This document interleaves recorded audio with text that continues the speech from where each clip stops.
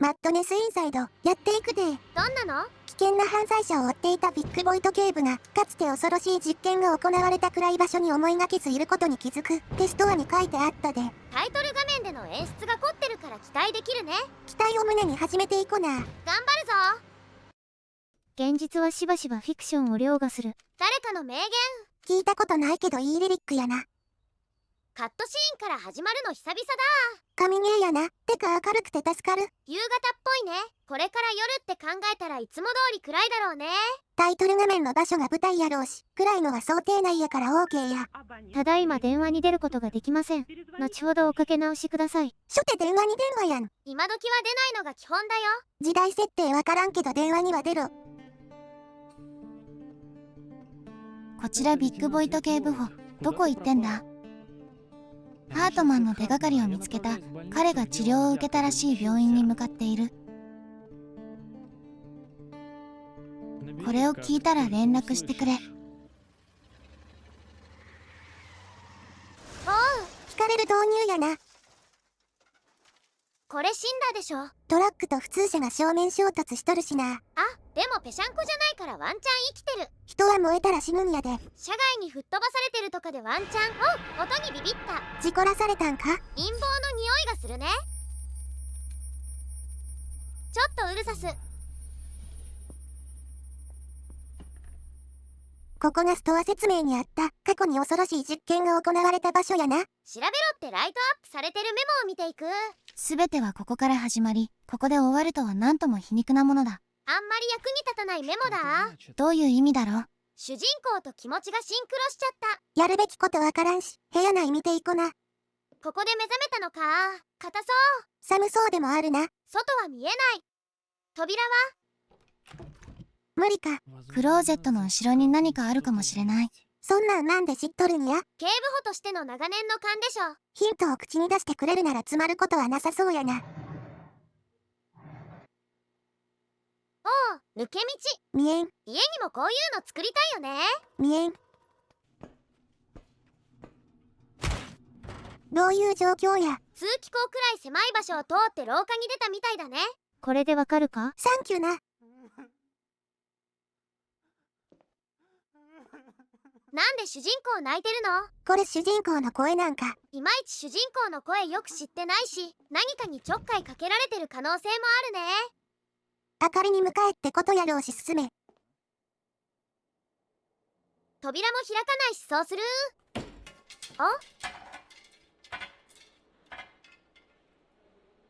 全部の方向から音がしてたけど何もないね。これだけ朽ちた場所なら何か倒れたりはあるやろうしな。序盤の明かりの近くに懐中電灯を置いてくれてないの？あったやん。助かる。誰かいるのか？こんな場所に。働いてる人がいてもよくない？見るからに廃墟なんやぞ。廃墟探索の人とか解体作業する人とか。こういう場所で出会うなら人間の方がよっぽど怖いぞ。資料室だね。メモが黄ばんではいるけど荒れてはないな。鍵とかメモを見逃さないように注視して進む。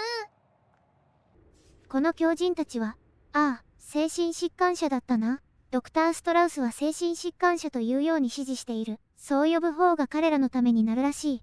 自分の幻覚に出てくる悪魔じみた怪物たちに、もう自分は狂っていないと言ってやれ。君はすでに統合失調症患者へと昇格したんだから。精神病って昇格システムあったんだ。何が上位で何が下位かわからん。ピアノの音がしてるから音のする部屋を探しに行こう。何？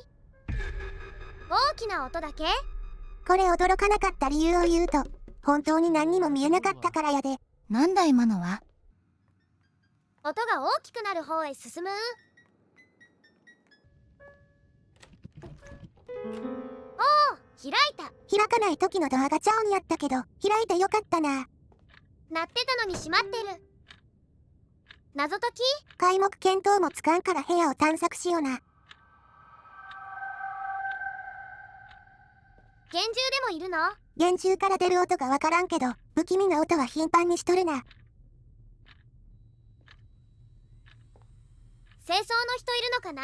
本当に働いてる人がおる可能性あるんか？ドリル音にも聞こえるや。6号室の患者の病歴、入院治療の詳細、心理的特徴について再確認が必要。初期の分析では、うつ病及び不安神経症という診断で不確定な治療が行われていたことが判明した。また彼はバラのカルトに属していると主張している。バラカルトとアラカルトって似てるね。飽きたか？多くの患者が非常に興味深い疾患を抱えている。具体的には、鏡恐怖症、すなわち鏡への恐怖だ。病院内の鏡をすべて取り除くよう、看護助手に指示する必要がある。12号室の患者には共感覚の症例がいくつか見られた。一部の患者は音が見える、または色を感じると報告している。環境や人との関わりが悪化させる可能性がある。追加調査を行い、このような体験を引き起こす要因を特定することが推奨される。左から時計に何かあるってこと？わからないからメモ読む。患者名不明。2016年5月29日に精神病院347の2号室に入院。ストレス性精神病、幻覚と妄想を伴う妄想型統合失調症。患者によると、警察官として勤務中にとある通報を受け駆けつけたところ、一家殺害現場に出くわした。患者はその殺人が悪魔によるものだと信じた。そのため浄化の儀式が必要だと考えた。彼自身が遺体を裏庭に埋め、儀式を行った。これにより犠牲者の魂は救われ、悪魔によるさらなる襲撃を防ぐことができると考えたらしい。徹底的な精神鑑定の結果、重度の精神病及び妄想型統合失調症の兆候が明らかになった。患者は強い幻覚を体験し、悪魔の存在を信じている。不安と妄想も顕著で、彼は自らを超自然的脅威からの守護者と思い込んでおり、そのため攻撃的な行動や儀式的な実行が表されている。患者には精神状態を安定させるための抗精神病薬、並びに不安症状を和らげる抗うつ薬を含む複合治療がされている。妄想を低減するために定期的な心理療法が行われている。またストレスや不安を軽減するため、安心できる環境構築も進められている。患者の状態の複雑さと重症度を考慮すると、予後は慎重に見る必要がある。長期的な介入が必要であり、治療の進展は薬物療法や治療法に対する反応の程度に左右される。頭のおかしい警官が頭おかしいことをしたから入院させられて、長期の治療が必要やって話か。さっきの化け物がその人だったりするのかな？机にさっきまでなかったメモを発見。数字と、なんやこれ。ピアノにあったマークだね。メモ増えてるから探して、上の順番通りに弾けってことかと。シンプルでええな。それじゃ弾く？まだ弾いてないんだけど。あれ目覚まし時計やったんか？バッチリ目が覚めちゃうね。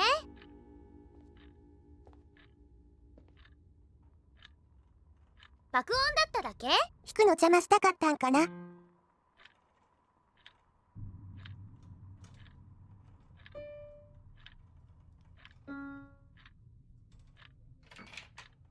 割と頻繁にガチャゴソ音が鳴ってるから何が起きたのかわからない。何かが開いた音がして、扉が開いてないなら、金庫見ろってことやな。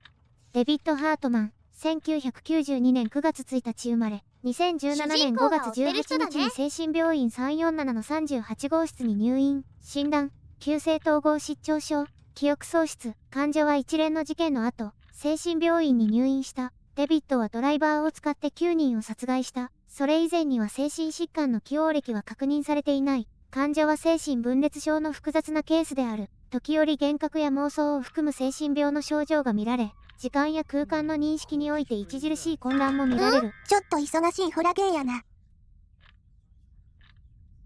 なぜ彼がここに戻ってきて私を連れてきたのか調べなきゃ。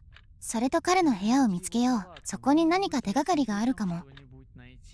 記憶喪失のため、患者の病歴を詳細に分析することが困難である。患者には統合失調症の症状をコントロールするために抗精神病薬を用いた集中的治療が行われている。また精神療法やリハビリテーションも行われ、記憶の回復や社会的機能障害の軽減を図っている。スタッフや周囲の安全確保の措置も取られている。臨床像の複雑さにより、予後は厳しいとされる。患者の精神障害は長期的な経過観察を要する。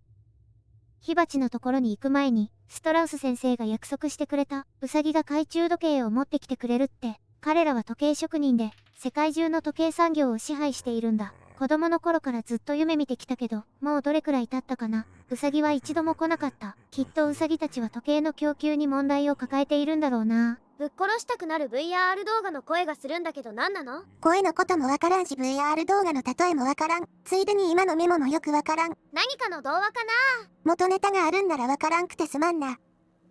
閉じ込められそうな赤い部屋だ。ちょっとあったかそう。この門をくぐる者は一切の希望を捨てよ。かっこいい。そうか。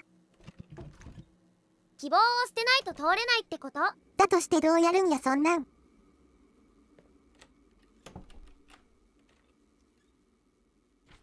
見てるぞ。上等？その返答で合ってるか。おう、思ったよりキモい見られ方だった。集合体恐怖症なら失神しとるな。近所の家こんな感じだけどやっぱりびっくりしちゃうな。とっとと引っ越せ。こういう声とか息が入ってると上見ちゃうよね。何の経験からの話かわからんけど、壁と扉に何もないなら上で正解や。名探偵コナンにこういう話なかった？あってたまるか。消えたけど何かを食している音がする。何食べててもええんやけど音が近いんよ。それが好きな人もいるみたいだよ。ほん、わからん。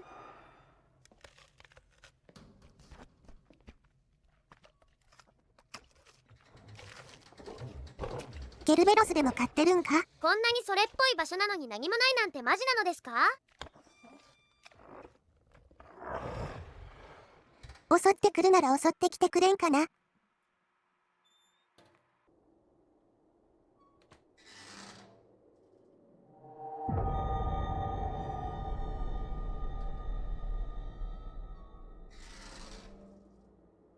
本当に何が起きてるのかがわからない。暗いのもあるけど明るくてもよくわからんな。人形で手術の練習してたのかな？もうちょい人型でやれ。探索しながら進む。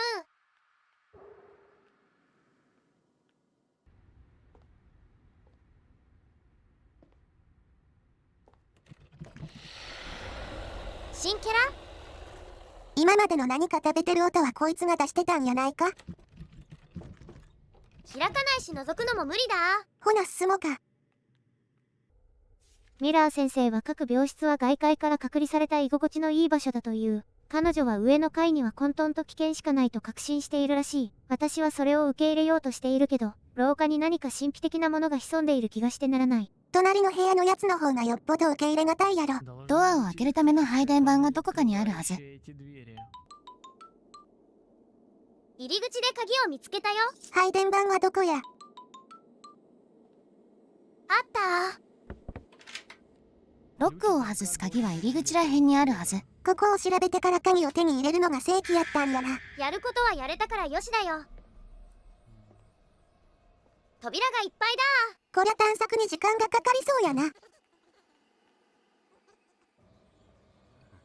お、開いた。でも開いてウェルカムしてくれてるこっちを先に見る。現実。誰もが脳は現実と直接つながっていないと考えている。私たちは感覚を通して世界を認識し、その感覚が脳に情報を送信する。脳はその情報を現実のイメージに変換する。これがほとんどの人にとっての仕組みだが、統合失調症の場合この信号が歪められる。脳は存在しない情報を付け加えることで偽りのイメージを作り出す。声が聞こえたり、存在しないものが見えたりする。君の現実は客観的な現実とは異なっているのだ。何のカウント？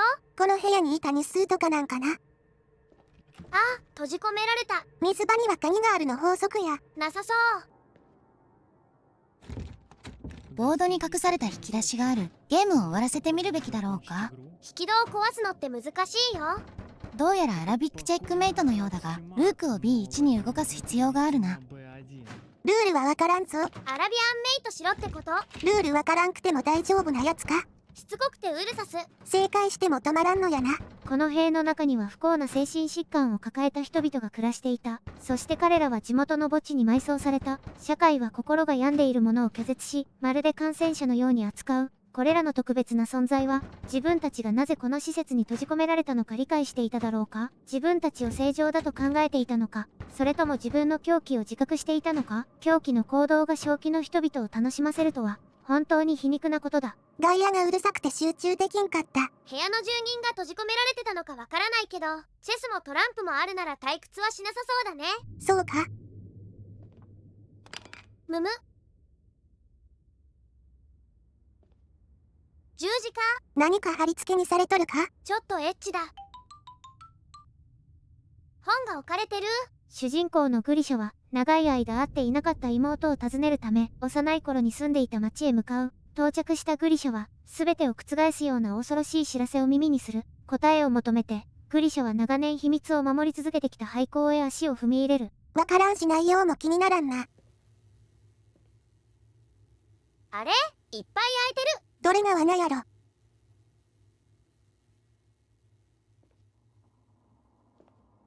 ベッドない部屋あるんだ。ベッドどころか何もないし使われてなかったんかな。こっちにはあるね。おう、音でビビった。見えないから怖くはなかったで。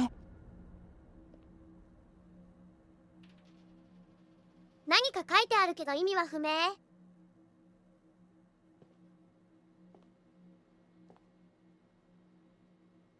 左の部屋から右の部屋に誰かが走って行ってたから左から見る。やっぱ右からで。ビビったか。いや、多分正解の部屋だから後にしたいだけ。さて行こう。久しぶりにこの逆さずり人間袋見る。一時期すごい見たけど最近見なくなったもんな。近づいたらギミック発動って体に染みついてるや。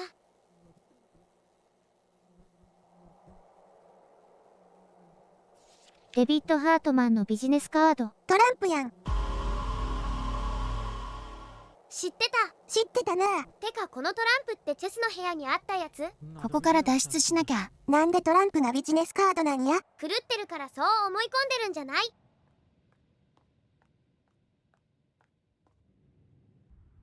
何かいるけど襲ってこないし襲いにも行けない。こっちじゃないよって教えてくれる役割の人？ならプラカードでも持っとけ。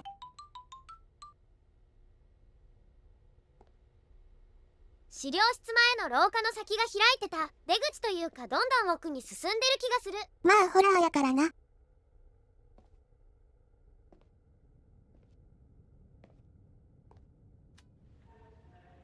お、4桁ロック。シンプルやな。力押しにはまだ早いね。いつだってその選択肢は取るべきではないで。レクの時間？陽気な音楽が逆に不気味やな。全身タイツ？マネキンさんやろ。あれがナンバーロック解くための謎かな？三角がいっぱいや。集中できないから音を止める。メモとか数字書かれてそうなの探しながら黒板に向かう。マネキンの数を数えておくわ。何が役に立つかわかんないもんね。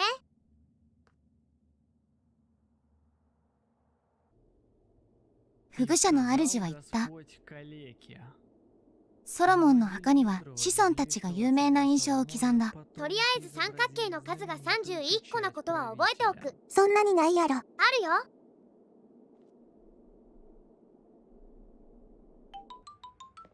新規のメモ貼られてた。そこには壮麗さと富、大いの力、世界的な名声、賛美と栄誉があった。ソロモン王はアンドイット・ウィルパスと刻まれた指輪を持っていた。なんて？通り抜けるための紋章があるってことで OK？ ソロモンの印象、三角形を数えてみるか。31個だからもう進んでもいいんだけど。真ん中の小さいのが16個。このサイズが4個。全体層を見て1個。あと10個は？これで4個、これで3個、これでも3個、それだけ。謎解き界隈ではこれ当たり前にわかることなんか？間違えたら正当との差の数だけアイスピック刺されるくらいにはできて当たり前かも。ツッコミ拒否で進むで。消える鎖。念能力か？激ヤバ接近中の BGM。 床に穴ある？見えんからないで。ないか。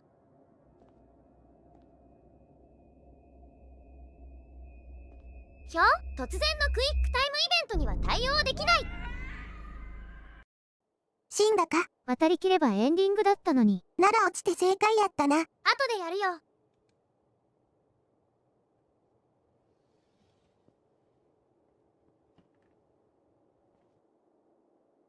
ホラゲーにしてはタフい。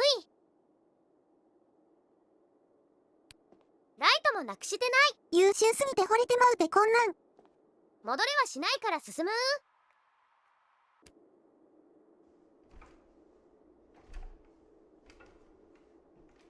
向こう側と目が合う的なシチュエーション。ドッキドキやな。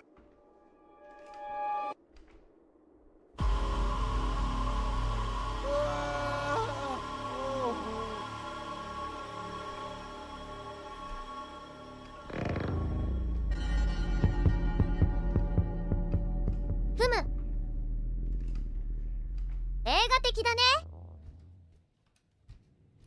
いっぱいあると怖いというかキモいが先に来るわ。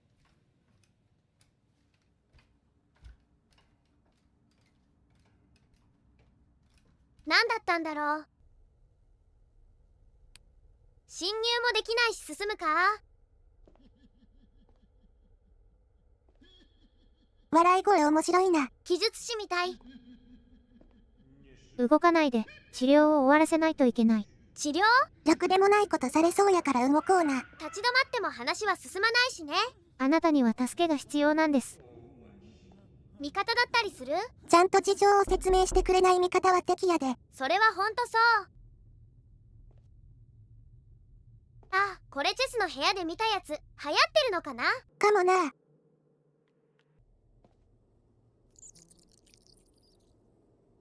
ネズミを見ただけで実績がもらえた。追いかける意味はなかった。隅々まで調べると実績入手できるタイプなだけやな。油断してたよ、畜生。順当に驚けたから両芸や。ランプ？なんで懐中電灯までお振るのさ。ライトオフにされたら本気できついぞ。壁がクソ近くなってる？いや、これ閉じ込められるパターンのやつかな。うちはギブアップを宣言するで。真ん中に何か置かれた？置かれたり消えたりしてるっぽいね。わからんからわからん。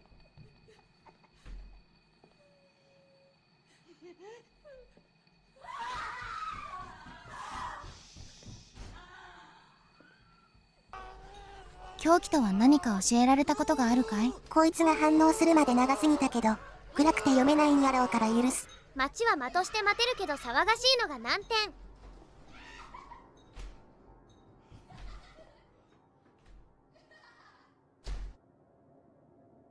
戻ってきた？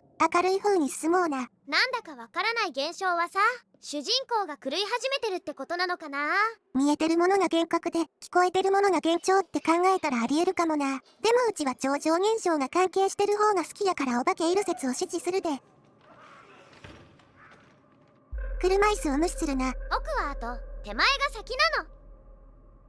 あなたはずっとこの病院の一部だった。これ誰宛てなの？主人公に向けてのメッセージっぽいよな。ずっと一緒だったの意味がわからないから違うと思うんだけど、だとして誰に向けたメッセージなのかわからないや。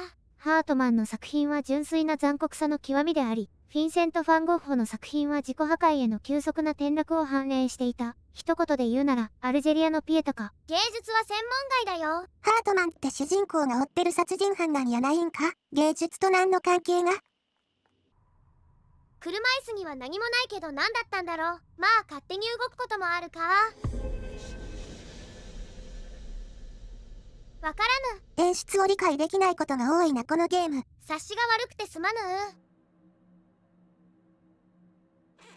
空っぽなんか何か飛び出してくると思ったわ。この誤解を言い始めた奴に呪いを。統合失調症は人格分裂症とは何の関係もない。これは存在しない刺激に脳が反応するという診断だ。私が見えざる幻聴や幻覚を見たり、馬鹿げたストーキング計画のような考えられないことを信じているというが、そんなものは存在しない。去年も同じようなことがあった。同じような独善的な思い込みの結果、私は精神病院に入れられた。もしシステムがこちらを狂っていると判断したなら、どうすることもできない。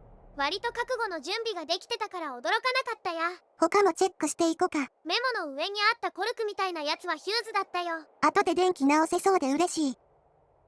お、カットシーンにとらわれた。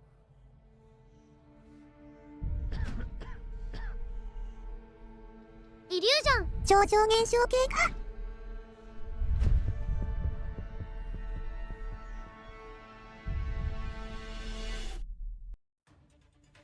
チェイスな音楽。あれ？でも何も追ってこないや。進むしかないんやし進め。やっぱり何もいないなら前だね。はい。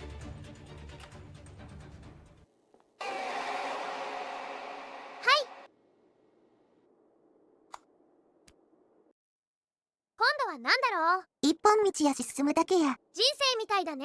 人生は一本道とは真逆やろ。周りの人は攻撃してくるわけでもない。言うほど人か。なんすか？ついてきとるやんけ。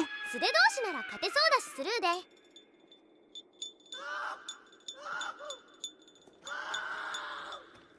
このゲームではあなたは意志の糸で操られた操り人形に過ぎない。本当の自分を探求しよう。医師の医師ってことか？あ、これ私の学校にあった椅子だ。電気椅子とマッサージチェアを間違えて覚えてたりするんか？ここでヒューズを使うんだね。主人公は何がしたいんやこれ。これ嫌なことがあった時に忘れるための椅子だから、ここでの恐怖体験を忘れたいんじゃない？命を奪うための椅子にしか見えん。電気療法、奇跡の治療法。電気ショックは非常に迅速に有望な結果をもたらす。特に記憶や隠された記憶に関しては効果的だ。私はこの治療法はここだけでなく、悪用や乱用されていたとも考えている。すべての疑問に対する答えを見つけたければ、椅子に座ってください。忘れるんじゃなくて思い出すために座るって感じ？割とメジャーな椅子なんかこれ。こんばんは。こんばんは。今日は被験者が優れた記憶力を示すことを観察するためにここに来ています。各間違いが独自の罰を伴うことを十分に理解しています。実験動物扱いでもて遊ばれるんか？ちょっとエッチだ。これにより、人は火傷のような反射的な反応を示し、脳はその経験を記憶し自動的に繰り返さないようにします。我々は罰が人間の記憶にどう影響を与えるかを解明することを目的としています。お前は一体誰だ？今すぐに私を解放しろ。私は警察官だ。これから名詞と形容詞をペアにして言います。次に形容詞を渡し、先ほどの名詞と関連するものを答えてもらいます。チークテスト？英語でテスト受けるとか無理やぞ。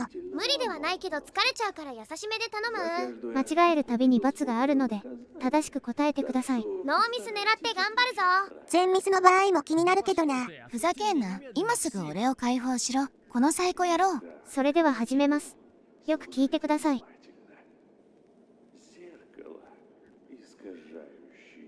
あ、本当に記憶するだけ？どういうことなん？今言われてる英語のペアを覚えて、後から左の英単語見せるから対応する答え言えってことかな。完全な覚えゲーか。数によってはきついな。30までは余裕だから問題ない。ほな任せるわ。お任せあれ。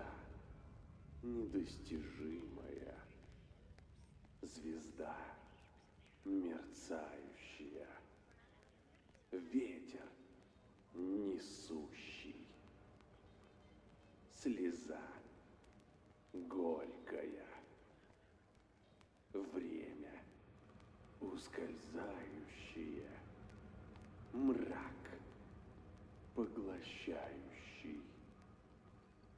これらのフレーズは、被験者が形容詞と名詞をどのように関連づけるかをテストするために作成されています。ここでは、様々な関連付けや感情的な意味を持つ可能性のある形容詞を使用しています。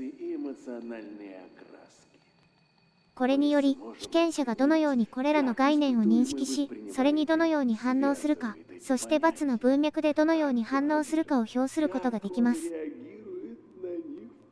言ってることはよくわからないけど早くバトルしよう。勝負なんかこれ。ちょろそう。ちょろいや。終わりか？残り全部聞かれてもいけるけど全何問なんだろうね。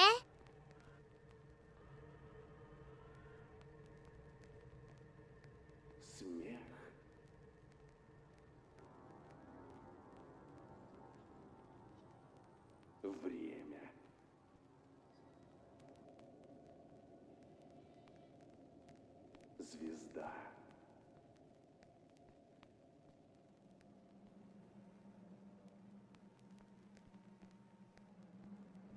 興味深いな。間違えたか？これで間違えるようなら私は生きてこれてないよ。間違えても電流流された後に次の質問が続くし、なんなら全部間違えると実績もらえるぞ。優しい世界だ。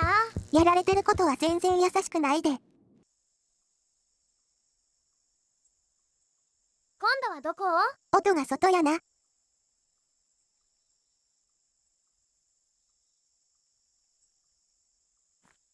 脱出して森か？墓地でしょ？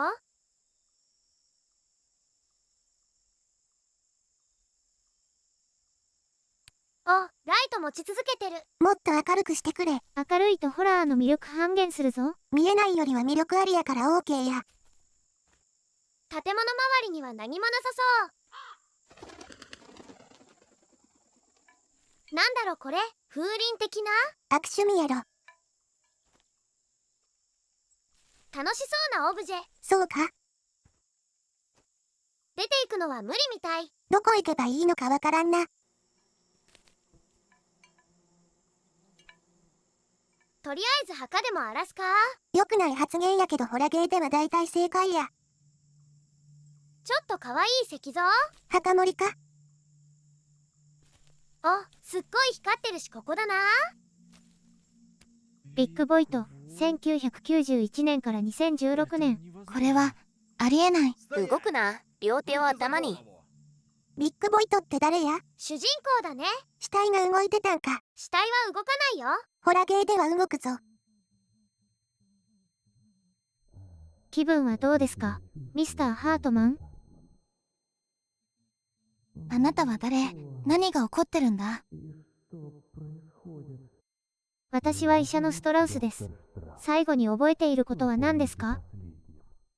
事故、見知らぬ病院、電気治療、ポチ。今までの冒険と一致しとるな。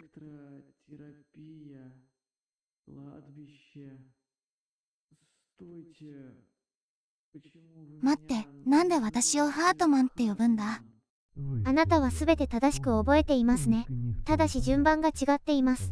あなたの名前はデビッド・ハートマンです。度重なる電気ショックが原因で記憶に混乱が生じた可能性が高いです。あなたは犯行後、精神病により無罪となり、治療のために施設に送られましたが、そこから脱走したようです。9人殺したってメモで読んだけど、それでも無罪なんだ。心が壊れてるならしゃあないんかな。そんなバカな。私は警部補のビッグボイトだ。デビッド・ハートマンを何年も探していたんだ。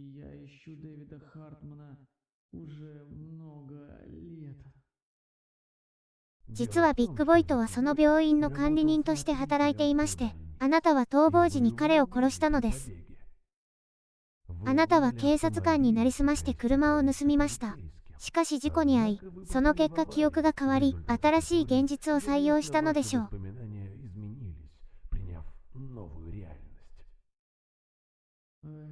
ありえない。ありえるんだよ。さあ正常に戻ってハートマン。私たちにはやるべきことがたくさんあります。バッドエンドって出たんやけど。いい話だったね。いやでもバッドエンドやん。怖かった？割と最後でゾクッとした。じゃあいいシナリオだったってことだ。トゥルーっぽいけどなんでバッドエンドなんや。主人公からしたらバッドってことなんじゃない？トゥルー見てみたくなるな。もう時間が限界。穴を渡るときにクリック連打しておく。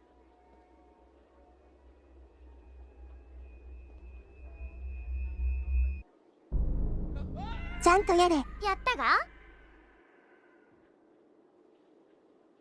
おかしいとは思うけど、狂ってる人間の視点って考えたらまあよし。ビッグボイトは最後の力を振り絞り、なんとか狂気の魔の手から逃れることができた。外に出ると、すぐに応援を呼んだ。チームと共に恐ろしい病院の隅々まで捜索したが、住人の痕跡も何が起こったかを示す証拠も見つからなかった。まるで空気中に消えてしまったかのようで、残されたのは悪夢のような記憶だけだった。ビッグはこの夜が決して解明できない恐怖の謎として、自身の心に永遠に刻まれることを悟った。平日の午後にやってる映画を見た気分になれたね。それ褒めてるか？かなり褒めてるよ。それじゃあ長くなりすぎただろうし、これでおしまい。